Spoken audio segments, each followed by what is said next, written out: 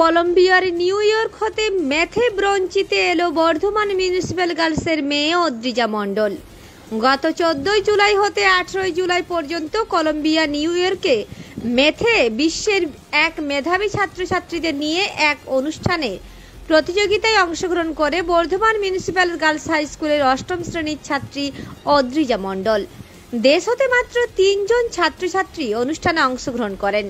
সেখানে অঙ্কের মেধার জন্য অদ্রিজার হাতে কলম্বিয়া বিশ্ববিদ্যালয়ের তরফে নিউ ইয়র্কের অনুষ্ঠানে মানপত্র ও ব্রোঞ্জের পদক তুলে দেওয়া হয়।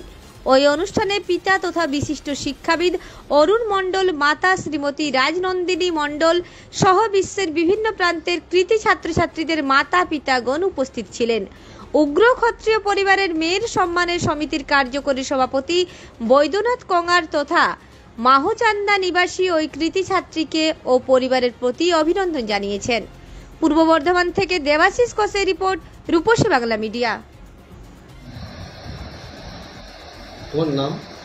অদ্রিজা মণ্ডল। তুমি কোথায় পড়াশোনা করছো? Bardhaman municipal girls high school. Bardhaman municipal girls high স্কুলে কোন ক্লাসে? ক্লাস 8। বাবা কি করেন? বাবার নাম? অরুণ কুমার মণ্ডল। বাবার সার্ভিস? স্কুলে আর সেকেন্ডারি পদে আছে। এডুকেশন ডিপার্টমেন্টই আছে। মা? মা হাউসওয়াইফ। তা গার্লস স্কুল থেকে তুমি যে গেলে, তা তোমার অ্যাকচুয়ালি ওয়ার্কটা কিসের ওপর ছিল? কোন ফিল্ডের ওপরে? ম্যাথামেটিক্স। ম্যাথামেটিক্সের ওখানে কলম্বিয়া ইউনিভার্সিটি যে আয়োজনটা করেছিল, সেখানে কতজন স্টুডেন্ট আমাদের ইন্ডিয়া থেকে ছিল? 3 জন। অনলি 3। তার মধ্যে ওয়েস্ট বেঙ্গল থেকে কি তুমি একা না অন্য আরও ছিল? না, ওয়েস্ট বেঙ্গল থেকে আমি একা। তুমি একা ছিল। তা ওরা কি অ্যাওয়ার্ডটা দিল তোমাকে? Bronze award. ব্রোঞ্জ অ্যাওয়ার্ড দিয়েছে ম্যাথ ফিল্ডের ওপরে কাজ করার জন্য। তো ম্যাথ ফিল্ডের ওপরে তুমি যে কাজটা করেছো, সেটা মানে স্যাটিসফ্যাকশন, মানে তোমার নিজের দিক থেকে সাফল্যতা কি মনে হয়েছে, যে এটা বেটার হয়েছে নাকি আরও বেটার করা দরকার? যেহেতু এটা আমার প্রথম কোনো ইন্টারন্যাশনাল ইভেন্ট ছিল, তাই সেক্ষেত্রে আমার মনে হয় এটা ভালো রেজাল্ট হয়েছে, কিন্তু ভবিষ্যতে আরও ভালো করা দরকার। আচ্ছা, ম্যাথটা কি খুব ভালো সাবজেক্ট বলে তোমার মনে হয়? হ্যাঁ, আমার মনে হয় অঙ্ক খুবই ভালো সাবজেক্ট এবং খুবই ইম্পর্টেন্ট সাবজেক্ট। কারণ আজকাল তো ছেলেমেয়েরা সবাই ইঞ্জিনিয়ারিং এরা এদিক ওদিকে চলে যাচ্ছে, মেন সাবজেক্টগুলোকে ওভারলুক করে চলে যাচ্ছে। তুমি কি মনে করো main subject math is the best subject in students? Math একটা ইম্পর্টেন্ট সাবজেক্ট, কিন্তু সবাই তো মেন সাবজেক্ট হিসেবে তো নিতে পারবে না, কিন্তু আমার মনে হয় মেন সাবজেক্ট হিসেবেও ম্যাথ খারাপ না। তোমার ভালো লাগে? হ্যাঁ, সেই জন্যই, তাই তো? খুব ভালো। আগামীতে তুমি ম্যাথ নিয়ে কি কাজ করতে চাও? রিসার্চে আসতে চাও? অবশ্যই আসবে। প্র্যাকটিক্যালি ম্যাথের ওপরে আমি রিসার্চ করতে চাই না, কিন্তু আমি যে সাবজেক্টটা নিয়ে করতে চাই ভবিষ্যতে, সেটা ম্যাথ খুবই গুরুত্বপূর্ণ। আচ্ছা আচ্ছা। ব্রোঞ্জ অ্যাওয়ার্ড তোমাকে দেওয়া হয়েছে, ওরা কি করে তোমাকে সার্টিফিকেট বা কোনো কিছু দিয়েছে? সার্টিফিকেট বর্তমানে দেয়নি, প্রফেশনাল নিয়ে। এই হয়েছিল কোথায়? এই ইভেন্টটা কোথায় কমিউনিকেট করা হয়েছিল? কমিউনিকেট তো করা হয়েছিল অনলাইন, কিন্তু অনুষ্ঠানটা হলো নিউ ইয়র্কে কলম্বিয়া ইউনিভার্সিটিতে। ক তারিখে হয়েছিল?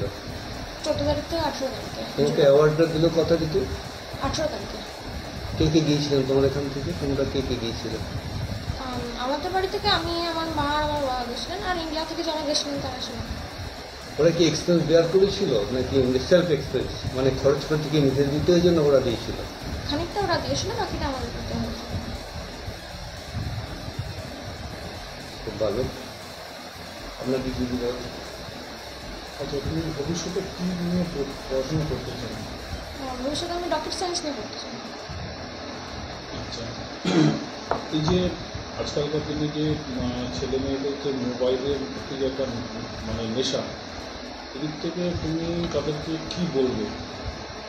আমার মনে হয় মোবাইল খুব একটা এখন গুরুত্বপূর্ণ জিনিস হয়ে গেছে, যেহেতু এখন অনেক কাজই অনলাইনে করা হয় বা পড়াশোনা এখন অনলাইনে পড়াটা খুবই সহজ হয়ে গেছে, সেদিক থেকে মোবাইলের ব্যবহার খুবই তাৎপর্যপূর্ণ। কিন্তু অনেক ক্ষেত্রে ছেলেমেয়েরা যেটা করে ভিডিও গেম বা অন্য কোনো দিকে নেশা চলে যায়, সেটা আমার মনে হয় এত কম বয়সে আসাটা উচিত নয়। সেরকম কোনো ব্যাপার নয়, ওর নিজের ইচ্ছা যেটা আর করতে চায় বা আমাদেরও সেটা ইচ্ছা। স্যার তো একটা এডুকেশন ডিপার্টমেন্টের লোক, আপনি কি মনে করেন বর্তমানে এডুকেশন যা চলছে তাতে থেকে দাঁড়িয়ে এই মেয়েটা আমাদের আগামী দিনে বড় ভবিষ্যতে পৌঁছাতে পারবে? আপনার কি মনে হয়?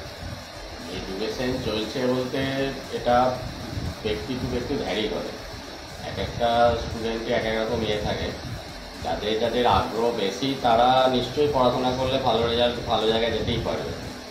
আর এখনকার যুগে বাংলা মাধ্যম পড়ে বাংলা মাধ্যম স্কুলের প্রতি বেশিরভাগ শিক্ষিত মানুষের টেন্ডেন্সিটা ইংলিশ মিডিয়ামে চলে গেছে। কিন্তু আমার মনে হয় যে মাধ্যমটা কোনো ফ্যাক্টর নয়। কোনো মানুষ যদি পড়াশোনা করবো মনে করে, এখন এত রকমের সোর্স আছে, ইলেকট্রনিক্স মিডিয়া বলুন, বইপত্র প্রচুর বেরিয়েছে, এখন প্রচুর রেফারেন্স বই আছে বাজারে।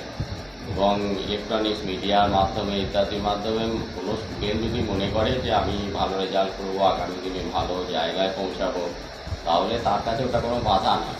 আর